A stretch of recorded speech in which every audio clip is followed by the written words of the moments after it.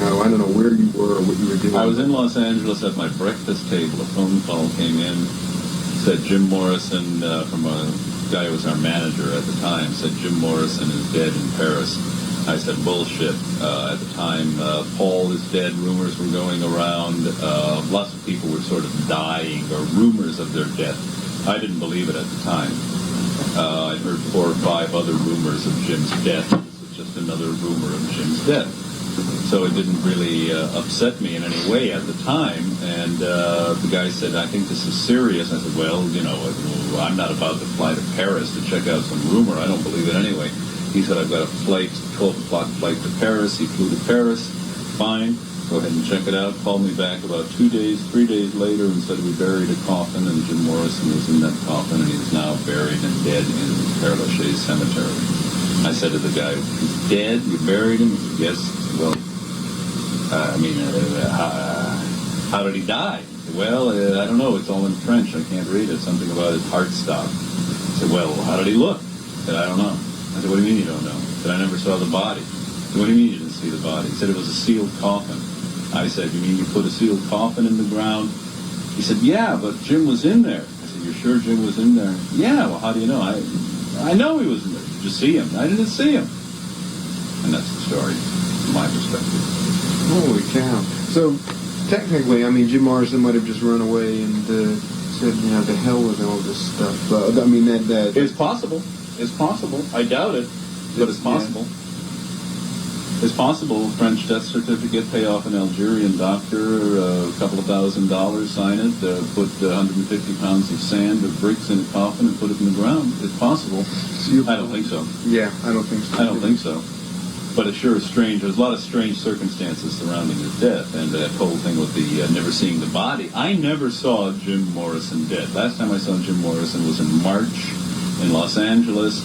And he said, I'm going to Paris. And I said, great, God bless, go, have a good time, write, relax, take it easy, take as much time as you want, 3 months, 6 months, a year, whatever the fuck you want to take, go ahead and take as much time as you want.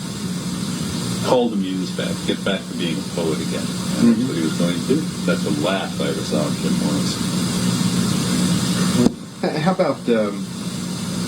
about Jim Morrison? What kind of person was he? There's such a myth around him that the myth has probably replaced the first-hand reality of exactly what he was about. Maybe I could get impressions. How about the early impressions? Shy. This would be real contrary. Introverted, kind of college kid with cords, t-shirt, and bare feet in Ray's garage. Standing in the corner, giving lyrics to Ray to give to me, and not wanting to sing. I guess, as he said, inside everybody is an old black blues man, English lord. Morrison was an intellectual, a poet. Morrison was first and foremost a poet. The band was put together for poetry and rock and roll. Poetry and improvisatory music. We called it rock and roll. It was, we were able to play anything we wanted to play. And Morrison was able to write anything he wanted to write. And the original conception was to have a sort of a beatnik jazz blues band in which we had a poet as a lead singer, and we would do improvisations behind him. He was very intelligent, a very charming guy, a lot of fun, had a very biting wit, incredibly funny at times, but also had a dark, moody side, and I suppose as superstardom, the mantle of superstardom was placed on his shoulders, the dark side of Jim Morrison came out more and more. And finally, in the end, I think that weight of stardom probably killed him. Probably the thing that did him in. I don't think just that. I think he came in with some snakes. I think he was born with some demons, and they were stirred around by 20 years of his military upbringing, moving from base to base, And then we got together, and as he said, the bow was pulled back 22 years and let go. And there's the line. Public life. Yeah. So in a sense, was there an aura of doom around them in a way? Not doomed, but I mean, I sensed this guy was different right off. And also incredibly talented. No, doom I could feel the last few years. Like after the Not Miami doom, gig? just,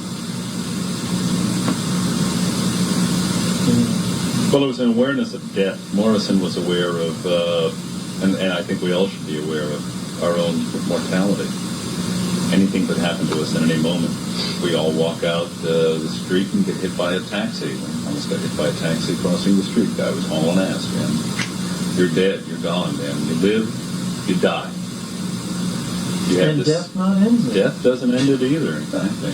Journey we more into the nightmare. That's right, there are still video cassettes. There's still footage in the Doors archives. Lyrics Oh, from Yeah, we quote- American Prayer. We throw Jim Morrison lyrics in a lot.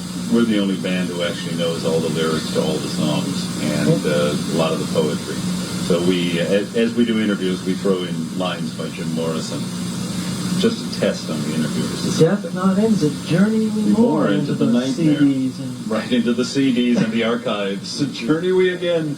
What do we have left here? Let's see. how about some of those concerts? The Miami concert where, Morrison was arrested. where Jim whipped it out and tripped.